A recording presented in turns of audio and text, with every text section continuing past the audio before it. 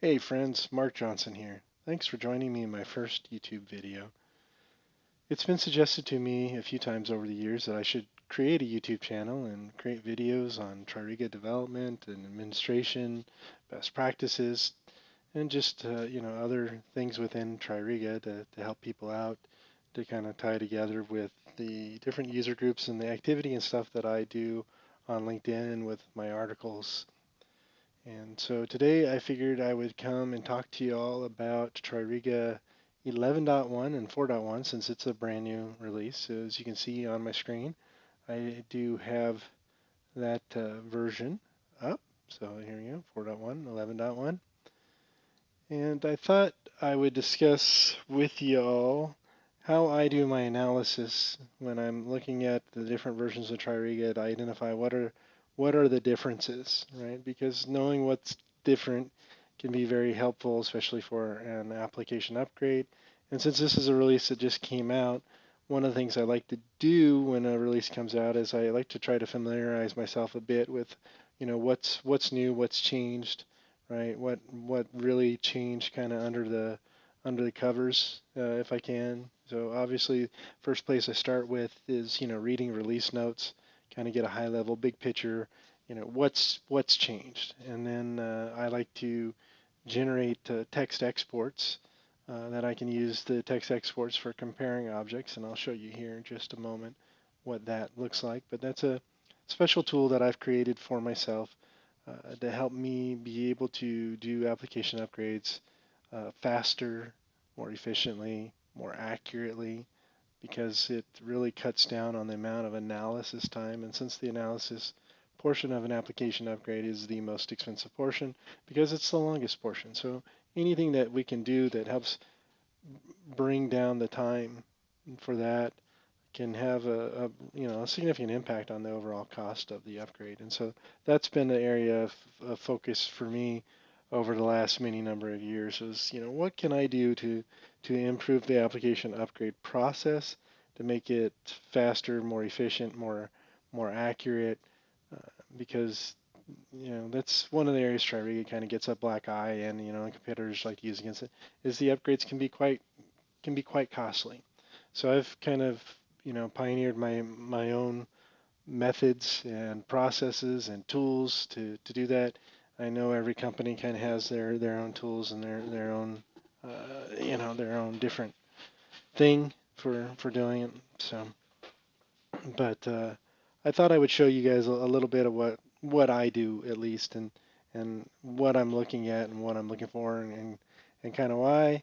I thought I would go through maybe the business objects only at this portion, and then I'll seek some feedback on the videos, find out is this something you guys are interested in, not interested in, right? In order to help me determine whether I should continue to make more or not. We'll see if it's worth it. A little apprehensive, if I'm going to be completely honest, because generally trying to get activity inside the TRIRIGA community is very difficult. Like on the groups and stuff on LinkedIn, and trying to get people to speak up, and talk, it's like pulling teeth. Most people like to just be in the background and I guess read and lurk. So that all being said, here here goes. So one of the things that I do whenever I get a new version of TRIRIGA is that, well, as you can see, I build a VM first, right? I stand up the VM so that I can go in and take a look and see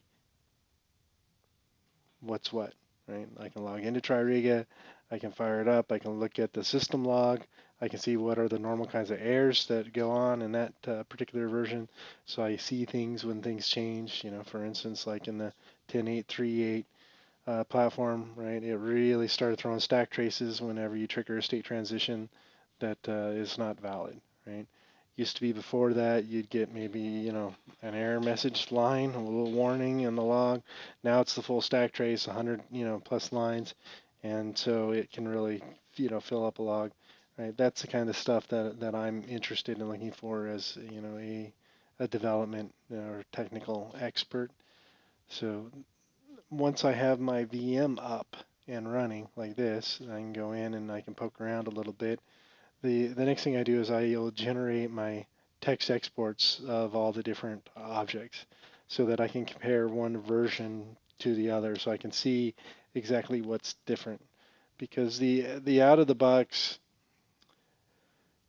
comparison tool within the object migration tool, the OM tool, is not very effective, right? It's a shallow level compare. It stops at the first level of difference, right? I want to be able to do a full comparison or a deep comparison, right? I want to see all the differences instead of having to do an iterative process, right? And so that's one of the reasons why I've created these text exports is because they help me be much more efficient because I can do things faster and more accurately. So just to kind of pop over, this is just beyond compare. This is just a text comparison utility, right? There's lots of different ones out there. Nothing special about this, for this purpose. The one thing that I've done so far is I've extracted the different BO folders, and then I did a binary comparison to see, okay, which files are the same. The files that are the same, nothing's changed. So I've gone ahead and deleted those out so I don't have to deal with those in my comparison.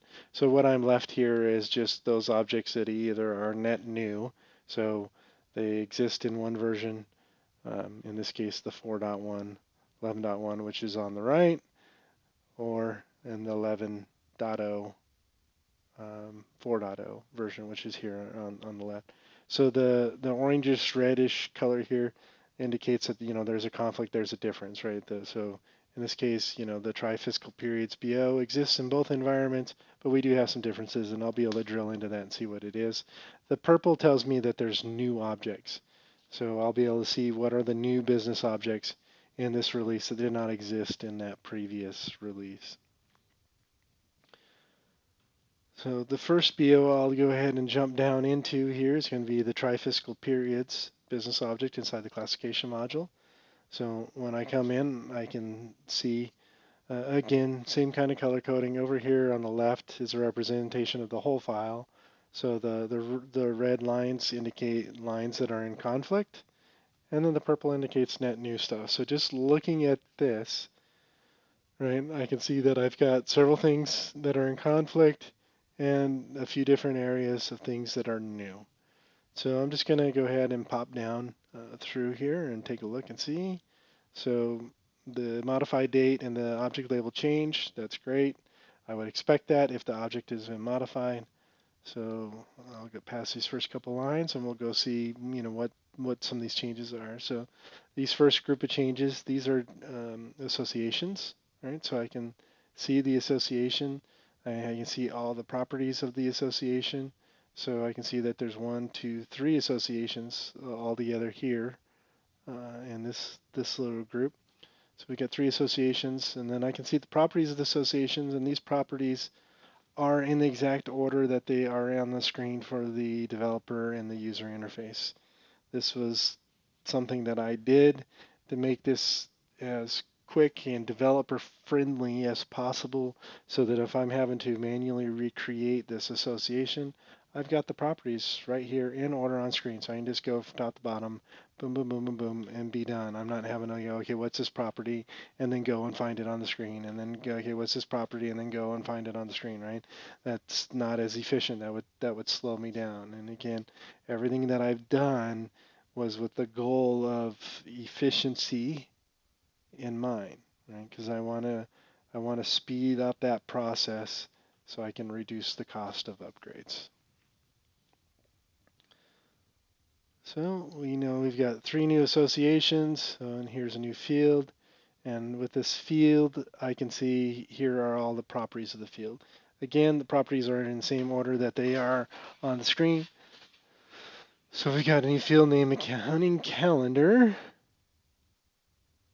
And then there's another new field here called try sysname format tx. So again, I can see the properties, right? So some of the things I'd like to take a look at is like the do not auto-populate, right? Because this is a property that should be set to true 99.999% of the time. You almost never intentionally want a field to auto-populate. So that's what I look for, because not setting it which they didn't on this particular, on the previous field. I just went back up to. It's not set. To me, that's a defect. It should be set because if for some reason a try accounting calendar TX field ever got added to the people record, then this field could auto-populate. Now, granted, auto-populate only happens on record creation. So if you created new fiscal periods and you had values on your people record, then you would get values into this field, right? Especially because there's no default value, right? If you set a default value, that kind of overrides the do not auto-populate property, right? Because you're giving it a value to populate with instead of having it auto-populate. So there's that, and then okay, now we're down into our differences, right? Where we've got conflicts. I can see that the name of the workflow has changed, right? They've gone from a module level permanent save validation workflow to a specific BO level permanent save validation. So I know I got new workflow, and this is same thing, right? I can click, I can see down here, right, for the lines, instead of looking at them side by side, I can see the whole lines here, right? So the differences between classification and trifiscal periods, because the way objects are named in TRIRIGA, right, is always the object level at which they're running. So it can be form level, BO level, or module level. So this top one here is a good example of module level, where this one is BO level. So just some workflows that have changed on the state action, on the sub actions of the state transitions, right? Swapped out, not a big deal. We'll go ahead and let's check out the next one here. And all right, so this is a little bit alarming to me right off the bat. I can see there's something new here because of the purple, right? So we've got a new association, but I don't have any red lines, which I would expect to see some red lines up here, especially for object label, right? And then the modified date. So here we have a new association that's on this business object, and then the object label didn't change. Right, this is problematic, in my opinion, because this represents a change in functionality of this business object. Right, it is different. If I go to 10.5.0 and I look at this business object, that association is not on it. So the fact that my object label stays the same is harmful to the overall upgrade process. One, because it renders useless the object label, which is the number one thing that we have to tell us what's changed or been modified in environment, so that when we're doing the upgrade, we know what objects are involved, right? So this tells me that this association was either added in the association manager, or in the data modeler. You can add an association without revising the business object. I'd been doing TRIRIGA development for a few years before I learned that fact, right? So if you're not revising the business object, its modification date isn't changing, its object label isn't changing, but it is getting a new association. So I would venture to guess that the association is probably included in the upgrade OM, so at least the association is getting captured at some point, right? So you can't rely just off of object labels to tell you, what to upgrade. So if you stand up an out-of-the-box environment of the version you're going to, that's not going to be sufficient. You also need all of the upgrade OMs that get released in the versions, so that you can go and find things like this, right? Here's an association, so this business object has been changed, but I bet you the BO is not included in the object migration package, because the way they build that object migration package is solely based off of the modified date, right? So in the master database, they just select everything that's got a modified date change. This doesn't have a modified date change, so this BO would not have got picked up into that process. Um, so that, again, that's the only change. New association on this business object. We'll go look at the next thing, the option type.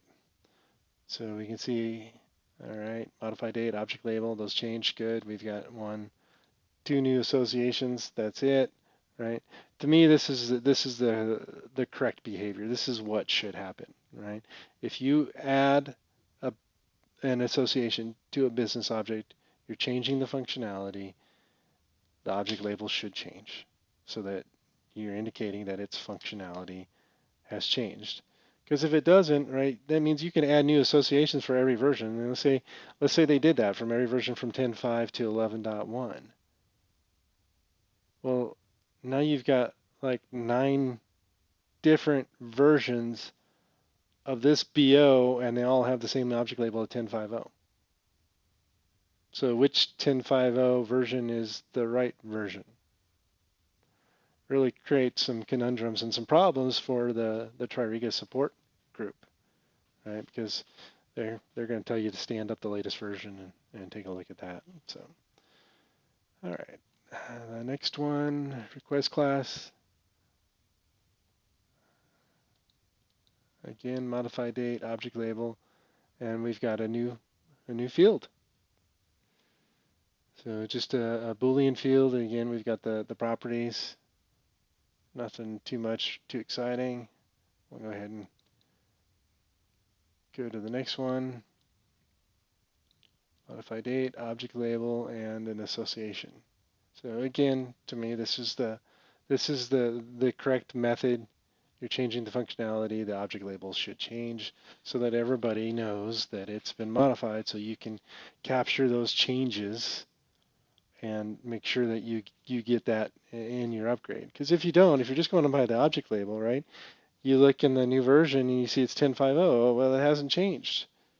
So I don't have to OM in that object. I don't have to bring, so it's a chance that it greatly increases the chance actually that your application upgrade isn't going to be as accurate as complete as it should be because of that. All right, data utilities. So more of the same. We've got a new association, a new list field, a new Boolean field, and we've got a state transition property that, so we had a state that changed from being not read-only to read-only. And then we've got some new state transition. So we've got a new exclusion on the state and the inclusion exclusion. So actually it's an inclusion, it's not an exclusion. Let me see. And then we've got a new state transition. Here are the state's properties. And then it's got a sub-action, and these are the properties on the sub-action. Right, the label, the workflow that gets called if none, nothing, the inclusions, the exclusions, and then the fields that get set. In this case, we've got status, and it's being set to active.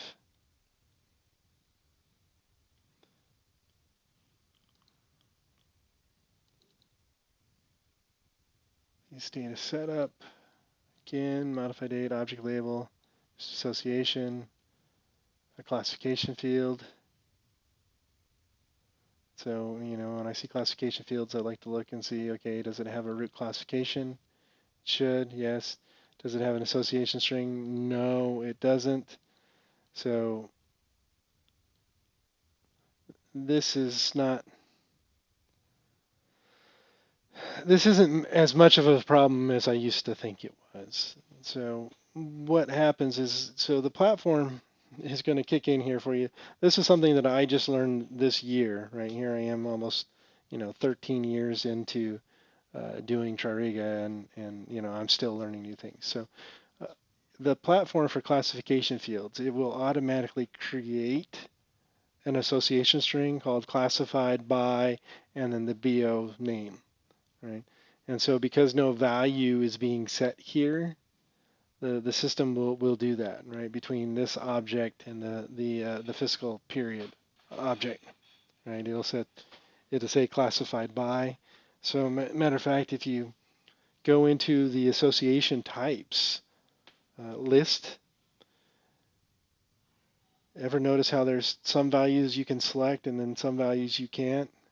Those ones that you can't are ones that are being auto-generated by the platform, and that's why you can't delete them. It wasn't manually created. So, in my opinion, this is still just, I don't like this, right? I like to be very intentional in my development, right? I think you should go and you should create the association string that you want to use, since one's going to get created anyways, and then you should specify it here so that the association that you want and intend is getting set, and then obviously the root has to be set. So this is a little bit lazy in my opinion. It works, and so that's why they build it this way. But I don't think it's really the best practice, right? It's always better to be intentional in what you want rather than just relying on default behavior and stuff. I see people, for instance, in workflow that rely on default behavior, right, where something will automatically reserve true. So they'll put in a switch and then not put in a value, and then put their logic on the true side, knowing that it's going to default to the true side. But what if they ever change the platform for whatever reason, and that default behavior changed? So, right now, all that stuff that you took advantage of is now broken, and you have to go find it and fix it. Where if you're just intentional about it, and the base platform kind of changes, it doesn't matter. You're still covered, right? Because you were intentional about it. All right, so we've got a new classification field, new date field, right? Again, I like to look at this do not auto-populate, right? Um, I think you should set this to true, even though you're setting a default value here, and the default value will keep this from auto-populating. Uh, you know, you want to be in the habit of always setting this to true, right? You want to build habits that take into account for human nature. Right? If you just always do something, then you do it when you need to. If sometimes you do it and then sometimes you don't do it, the chances of you not doing it when you need to are much higher, right? So therefore, it's riskier, right? And so the more risk you play with and deal with, the greater the chance of things blowing up on you at some point and causing you problems. And so I like to personally always develop from the standpoint of trying to minimize and mitigate risk. And another date field again. It's got a default value, so they didn't set the do not auto-populate, but don't don't fall into that habit. Set it. All right, here we go. Object label changed, and so our locator has changed. So the locator used to be broken, right? It wasn't pointing to anything and had a null value, and so the locator string wasn't being set. And now it's pointing to the name, and then it's using the auto recorded by.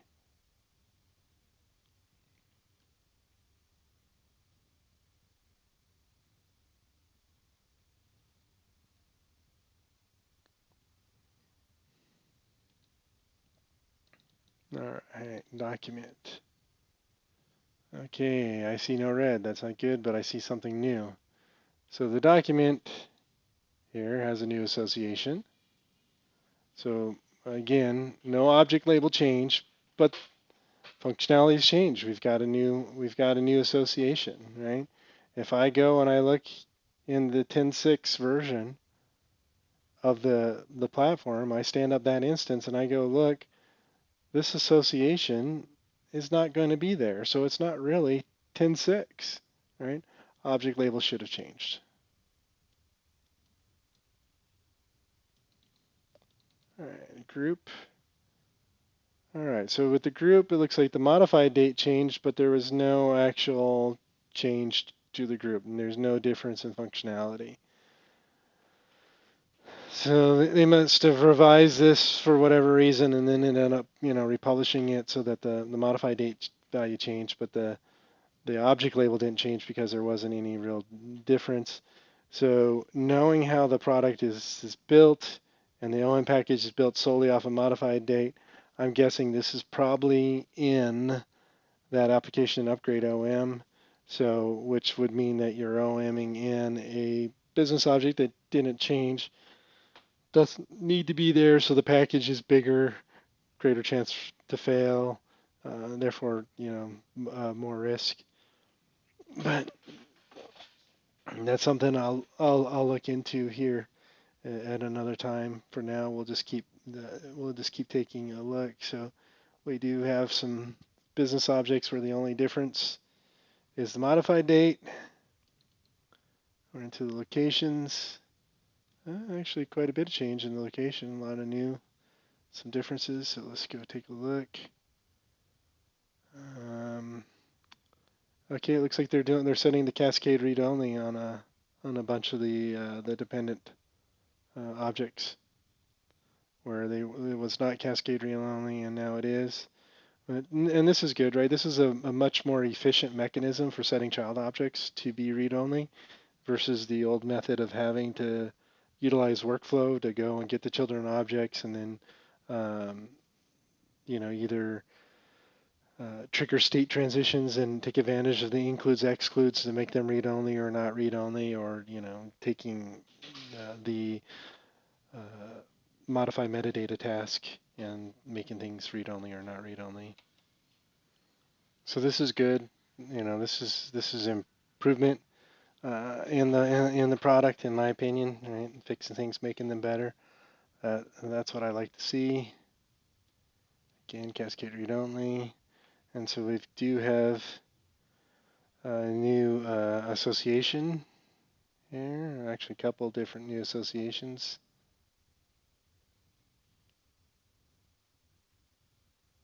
So we got 3 new associations.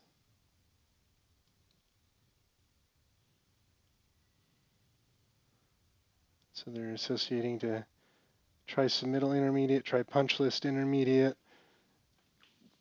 and try consumable.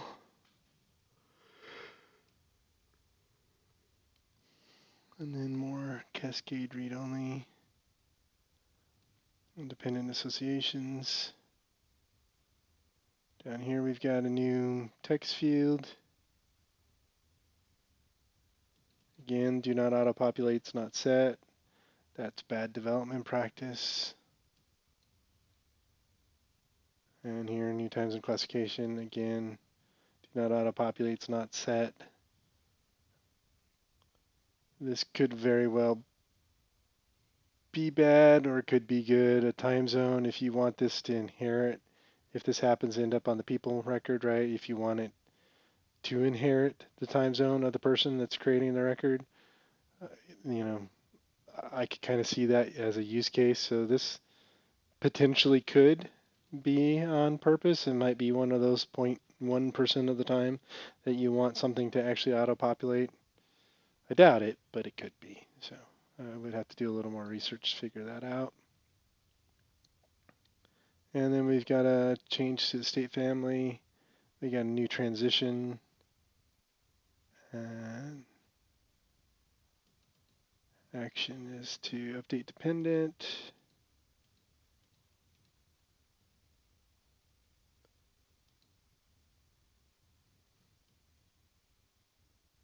And again, and then on the revision, another action. All right, so that's location. So that's the base BO for location. So we're likely to see those same types of changes on all these objects. I bet you we will. So again, cascade read onlys. Yep. New association, and we do have a change here in the formula on the floor area.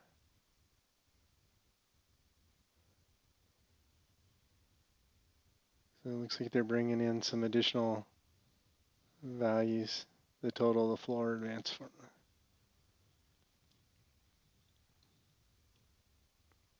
The hidden path, they up the size of the name, 2,000 characters from 50.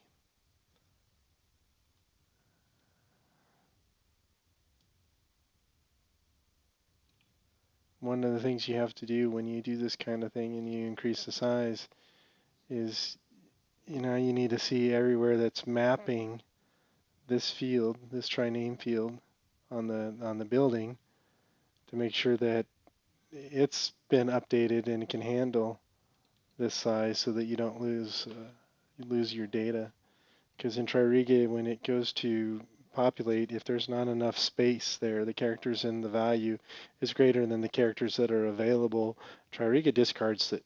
It doesn't truncate and just populate in what it can. It just discards it. So you can end up with lost data. So that's something that you have to be aware of if you make those kind of changes.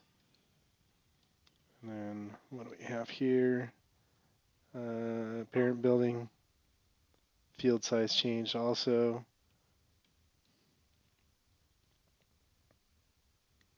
And they've removed the workflow from the try revise.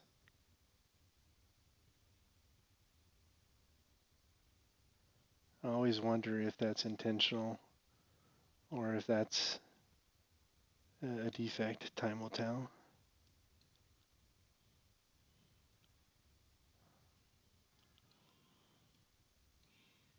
State transition stuff. Alright, so basically the same sort of thing as we saw on location, as I suspected, right? With a change to a formula.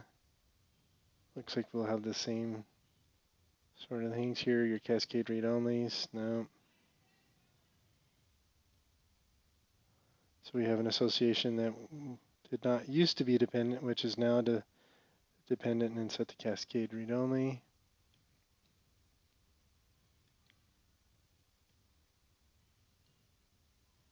New association, new field. And okay, and so they've removed the module level workflow here as well from on the floor. So that would make me think it's probably more intentional and not accidental. So now that we're seeing it, and then our state transition stuff, try floor. You kind of get the point. I'll start going through this just a little bit faster. So again, here they're taking transitions that were not dependent, making them dependent, and setting the cascade read only, and then setting some of the other ones as well.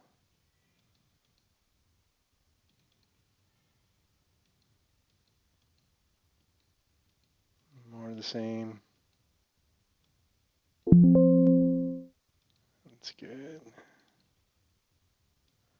But this is what I do whenever a new release, or sometimes I even I'll compare multiple releases. Like if I'm doing an upgrade, say from 10.6 to 10.8, I'll compare the 10.6 and the 10.8, so I can see everything that changed between the versions.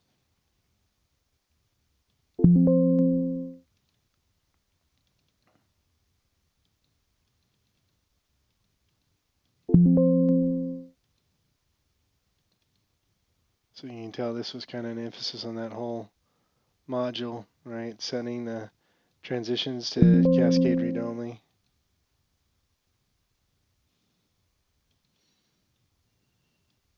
You start to see patterns and stuff after a while of doing this. You can see an overall effort throughout the system. And again, formula change, our hidden path field, another formula change, another formula change. They removed the module level workflow from the revise action. So yet another object. So again, that's kind of reinforcing in my mind that this was an intentional act and not a, not necessarily a defect being introduced, because chances of it happening on all these different objects is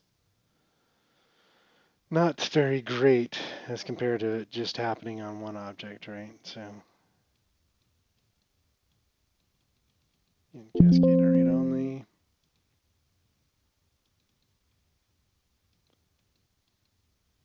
And we're getting ready to come up to the point that we're going to have what are known as platform maintained objects. So these are objects that the platform maintains, and you'll usually see them because they'll have the platform object label that gets applied to them. And that's like here, right? This is a platform label, not an application label, where this is an application label, right? Uh, so the platform, this means that this object was upgraded during the platform upgrade to 4.0. And so this brought a lot of concern to me the first time I saw something like this, because I was concerned that the the object was being modified, right? Because like in this, well, this is vertical shaft, so this one's a little more obscure, but you know, it's not uncommon to see this like on building and floor, that type of thing. So with building and floor, right, those are objects that customers they customize quite frequently, right? So the concern was if they're overriding with that with an OM, right, then the customers could lose functionality, right? That would be very, very bad.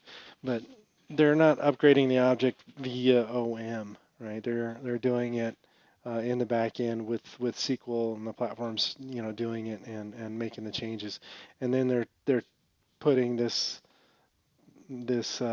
platform label on, which is good and bad. You know, the problem is if this was an object that had been customized, and so I had a custom object label, and now you can go and replace it with an IBM object label, that could cause my changes to potentially get lost um, in an application upgrade.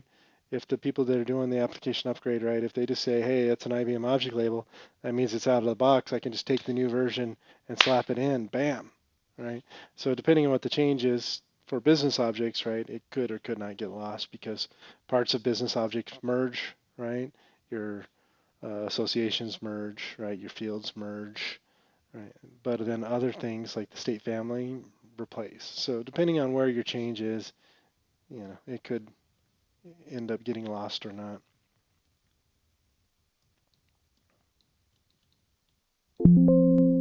So again, they pulled out the module level workflow on another object here, right? So definitely see a pattern going there. Mail, it looks like the modified date is the only change, right? I can see there's only one difference down here, and that's here. So nothing to look at here. Notification, also another change. And then here we do have three changes. So the BO, so the workflow was removed on the sub action for the reserve event is the change, but the object label changed, so that's good. Organization,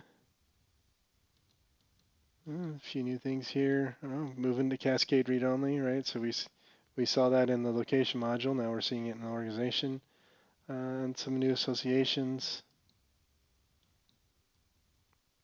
Again, cascade read only, more associations.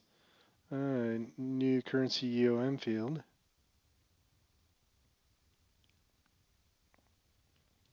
Do not auto-populate set to true. That's good. That's what I like to see. And a currency boolean field. And do not auto-populate set to true. That's good. And our state transition. In the active state, the update parent, which is a transition that goes right back to activate, right? So that's similar to like save and close, right? Starts and ends in the same state. So new transition, right? We usually do this for triggering includes and excludes or triggering a workflow that listens for that state. And then a few more state transition changes. System. So here I can see, right, I've got two purple. So there's two new business objects in the system module. And so class loader, these, no change here. This is one of the objects it's kind of, they consider platform level objects or platform maintained objects. Another modified only date. So looks like we got a good handful of objects so far where there's nothing but the modified date, right? So those would not need to be in the OM package. So our locator information changed. Association string as well as the value that it's pointing to.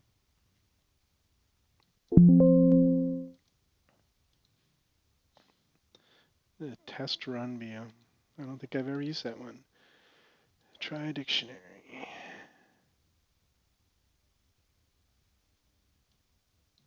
Yep. So this is one of the ones that they would consider, I guess, a platform maintained object. They don't expect the customer to be modifying, so it's gone from just the 4.0 platform to the 4.1 platform. But you can see there's no change to the logic. So I personally don't like this, right? I think that the object label should not change if the functionality hasn't changed, right? Because it's the whole purpose of the object label is to tell us which objects have been updated or changed, right? There's no change here, right? So I'm having to include this object in my upgrades now. Well, not that you actually have to do anything because it's platform, right? So when you install the 4.1 platform, it'll go and update this object. But again, if for some reason this was an object that had a custom object label, it's going to get overwritten with this platform one. So that's one of the things you have to do is you have to go back and remodify your objects and get them off of the platform object labels and back onto a custom object label so you can help protect them and make sure you're not going to get anything lost. Again, platform maintained, no differences, just an object label change. This one's a modified date only, so again, no differences. Okay, so this is a modified date. No object label change, but we've got something new down here, so let's see. And it's a new field. So we've got a new field without the object label being changed. That's a change of functionality. This is a problem. This should not happen.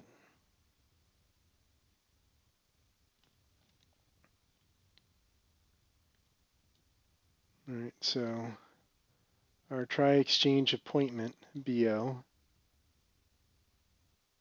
has been updated. The modified date change, so knowing how the OM package gets built, this is likely to be in the OM package, which was good because it's got new functionality. All right, this is why you have to use the OM package to match up, to see you can't just rely on one versus the other. Unfortunately, the upgrade OMs and then what's changed based off of object labels are two different sets of data and they don't match, where you would think they would match, but they don't.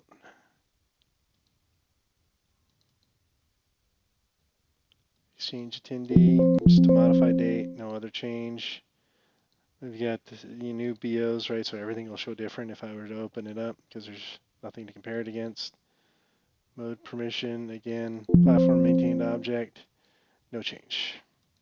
Just solely was a change in object label. Here we got a change in object label and we have a change, new fields, a URL field and a list field. That's good. Profile extension, so here's another, platform maintain, only changes object label, no change in functionality. Here's a modified date only change. Oh wow, here's System Record Keeper has a ton of changes and no changes to the object label. So you can see the object label says it's 10.6.1.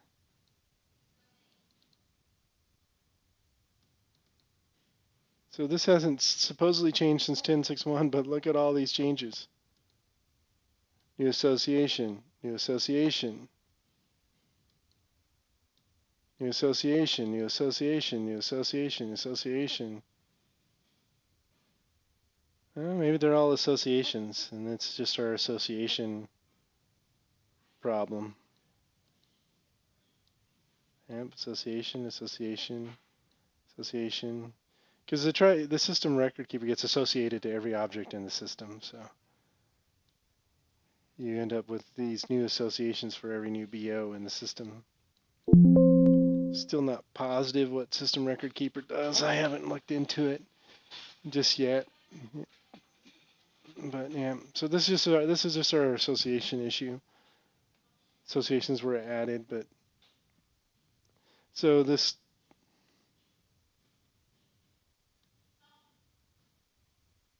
but our modified date has not changed. So hopefully these are in the associations in the OM package.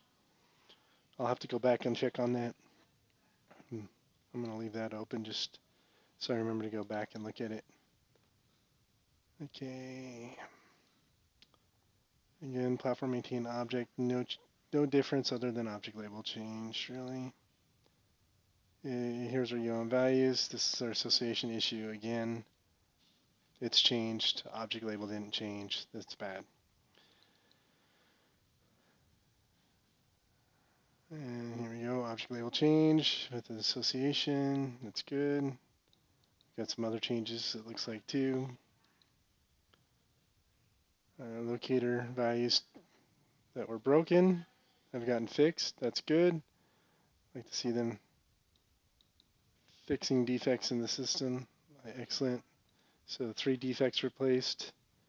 We've got some state family changes. And the workflow action item. All right.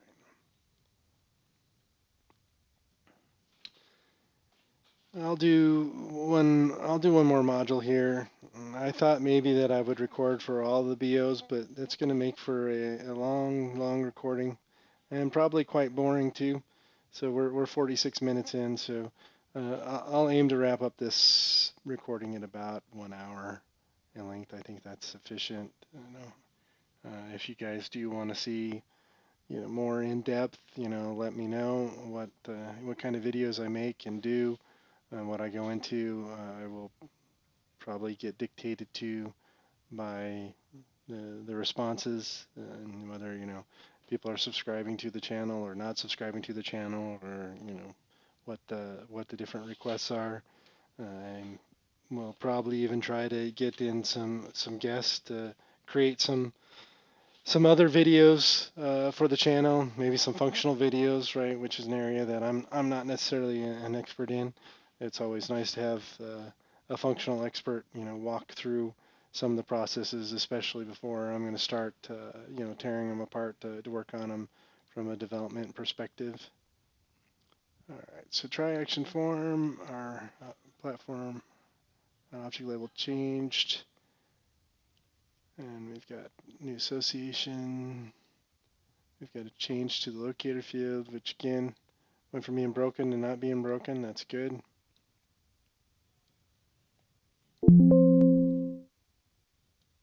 Nice to see some of those, kind of hidden defects getting fixed, right? Those are the types of things that I like to search for, and I do identify when I do health checks, right? Broken locator fields is definitely one of those things, so that you can see what you've broken. All right, our object label changed. We've got a new association and a fixed locator. Excellent.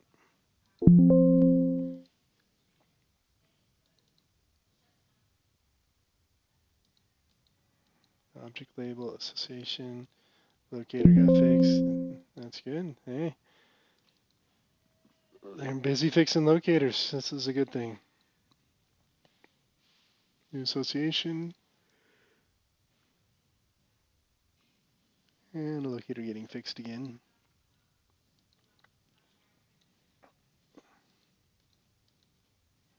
New association and locator getting fixed. And the linked record one too.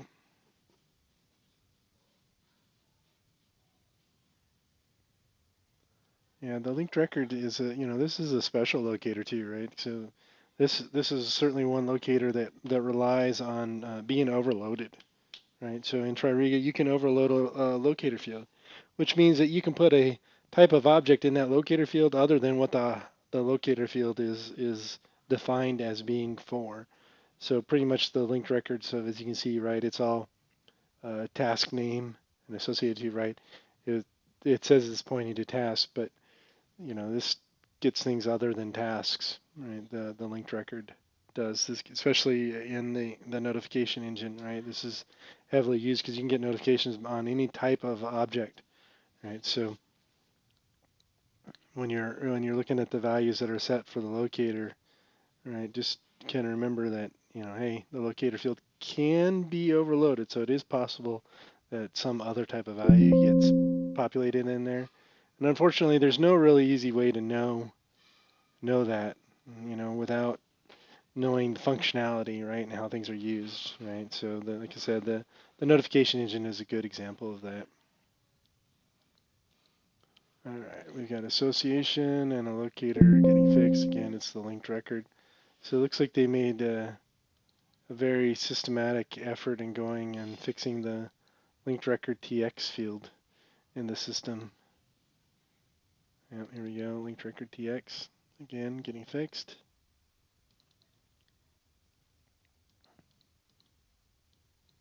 Yeah, association and locator being fixed.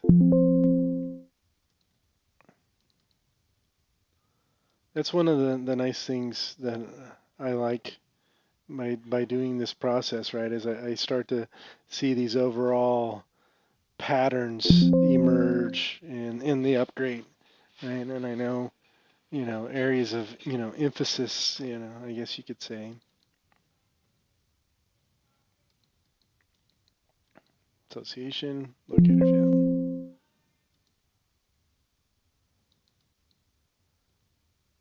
All right.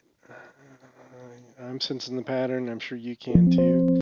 So I'm going to go ahead and use the magic of recording, and I'm going to pause the recording while I finish going through this module, and maybe we'll get to something a little more interesting on the other side in the little bit of time we have left. All right, I didn't quite finish the module. This is the try lease journal entry setup template pop-up in the try action form. So far the other ones have been, kind of the same thing.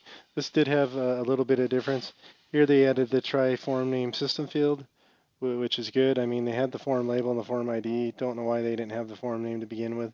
Glad to see that they've added it, because this is a very common field that gets filtered on for in workflows, right? You write switch logic that looks for the form name and branches. There's filtering on retrieve task, query task. So just want to point out that, they added the form name. This is good, right? I think these system fields should be on every object and be consistent within TRIRIGA. So it's good to see. As you can see, I've made a little bit of a dent, and I'll go back into here, and it looks like it's going to be the same kind of thing with the fixed locator and the new association. So I'm going to go ahead and pause once more. All right, here's another weird one that shows up. Object label changed. The modified date didn't change. So it went from being 10.8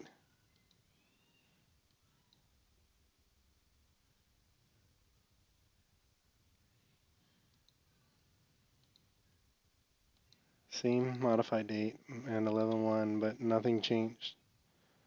So why have the object label change if nothing changed on the object? So that's one of the things that I see, right? I get this holistic view of the system as I'm looking through all the text exports as far as what changed. So that's one of the things that I like the most about it. So I'll go ahead and keep going. We're almost done with the action form module. So we got a lot changed in here. So in this case, right, the purple is on the left, right? That means these things have been deprecated. So if you're doing an application upgrade, right, and you take the new version in, fields merge. So this field will not get deleted from the system, right? This is going to have to be an intentional manual step in the upgrade, is to delete the field. So this is around credit card security. This is something that they've been removing that kind of information from being stored in the system over the years, because the whole, um, privacy and all that, especially related around Europe's laws. So this try credit card security code text field has been deprecated, removed from the system. Credit card mask, the credit card, is that a password? And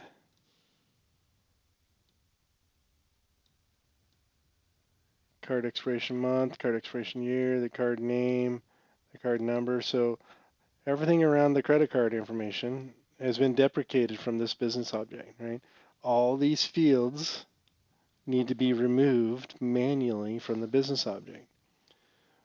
One of the things that I notice in the deletion of these fields that I usually will then end up seeing in the workflow builder is these fields, wherever they were mapped in workflows, will now become invalid mappings, right? Because there's no validation whatsoever on mappings in TRIRIGA workflow. So those mappings will become invalid and they'll stay in the system and they'll actually continue to get carried on to other environments because of object migration. So in the past where there's been deletions for this, I've seen it in the workflows where, each field would correspond to, a bad mapping, and then it just, like I said, adds to the bad mappings. So really the proper way to remove these manually would be to go do where used on each field. And in any of the mappings and any of the workflows, go to those workflows and remove that mapping. And then after you remove all the mappings, go and then manually you got to manually remove the field. So since this is the business object we're talking about, right, in order to delete the field, these fields can't be on the form. So when I get to the forms and I'm looking at the forms, they're probably going to be on the forms too, showing me that they've been deprecated. So you have to remove it from the form, and then that's sufficient to allow you to delete it, right? So if you don't go and delete the mappings first, then you'll create a bunch of orphan mappings or invalid mappings that'll stay in your system and will always be there until you do a clear all mappings and then go back and reset the values individually, or until some point in the future when TRIRIGA starts to validate mappings, which hopefully will come one day soon, because the mappings are a tremendous source of problems and issues when it comes to upgrades and the negative impact that it has, and then not just to mention the bad impact on the system, because you have those fields with those field values. If new fields get created that happen to have those IDs, and now the system thinks it has valid mappings and it starts mapping things again when you had no intent for them to be mapped, right? So it can create issues and problems. And then here we go, credit card, the Boolean fields, right? So these are all credit card related fields that got deleted and will need to be manually deleted. So if you're doing an application upgrade to the 11.1, you're going to want to remember this try reserve meeting space confirm submit business object, and pay attention to that. A lot of people, when they're doing the upgrade, their attitude is just, well, you're paying for the new functionality, right? So by bringing in this OM, you get the new functionality. Well, in this particular case, there's no new functionality. Everything's a net deprecation, right? So they don't actually do the manual step of deleting stuff. That's one of the things that I do, though, because when I'm doing an application upgrade, to me the goal is to make the environment look as close to out of the box as possible, except for the customizations. So this has gone out of the box. It's not a customization. The customer's not using it. I'm removing it, so that, again, if you compare the customer environment to the out of the box, they should match as close as possible, right? If I see this field in an 11.1 environment, my first thoughts are going to be that the person who did the upgrade didn't do it fully correct and accurate, right? Removing the stuff that gets deprecated as the application upgrades is important also.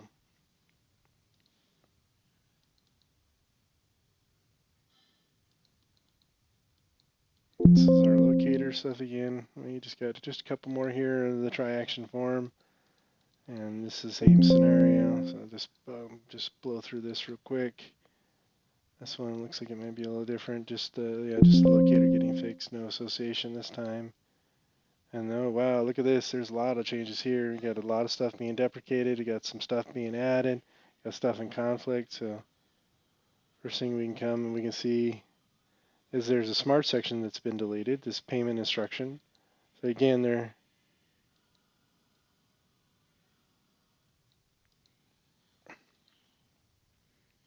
Right, the smart section that's based off associations. Associations merge, right? So bringing in this BO is not going to get rid of this. Going to have to be a manual step. And then we've got some new associations. All right, so sometimes Beyond Compare tries to do this funky stuff and how it tries to match up lines the best that it can, and it spreads it out. So instead of just being all together here, with the try payment has payment instruction, let's see.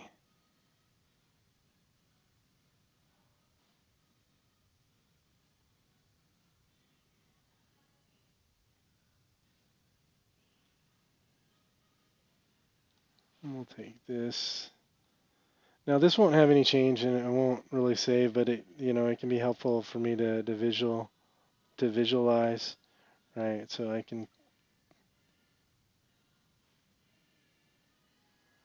can take this and I can tell it to align.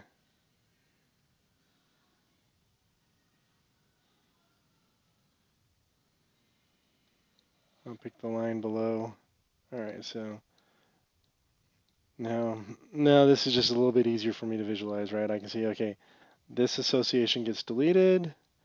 These associations were added. And then these fields, right, are added. We got this text field, a number field, another text field. Right. So again, we got lots change in this BO. Lots of stuff to see. And again, a bunch of new fields. New fields. Auto-populate, true, good. That makes me happy. Auto-populate, true, good. See, that's better development. And then we have all these fields down here. So this is this is a payment instruction, right? So that smart section up above that was removed. These are probably all the fields that were in it, right? So since the smart section is gone, those fields don't exist, and then they need to be removed. All right. All right. Well, with that, I've gone over the hour time frame that I kind of want to limit this to because nobody's going to be interested in all this, except for maybe some, a couple hardcore people that are out there that are really, into this kind of thing.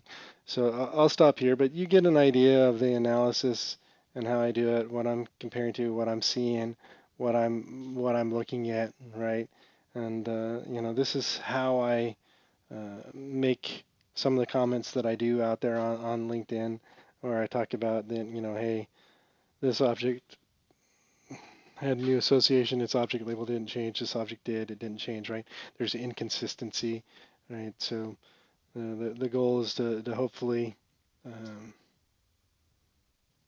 get the platform team and the way they're utilizing object labels harmonized with how customers are using object labels so that the process makes upgrades, easier and friendlier rather than the process creating problems, for the upgrade and making them more complex and more costly and that sort of thing. So the goal is always about trying to improve TRIRIGA so that TRIRIGA does better because that's really what my passion is. I want TRIRIGA to do well. This is how I make my living, right? I'd rather have a growing pond. So, anyways, if you like this, please let me know. You don't like it, yeah, let me know that too. If there is something that you guys would like to see, or if you want me to, continue, making more of these videos, For instance, I can start at Triasset and continue on and make another hour video, going through business objects, showing you some of the differences between 11 and 11.1. Let me know. I will only continue to do this and create videos if there's an interest. If there isn't any type of interest, then I will stop. So, you've got some power here.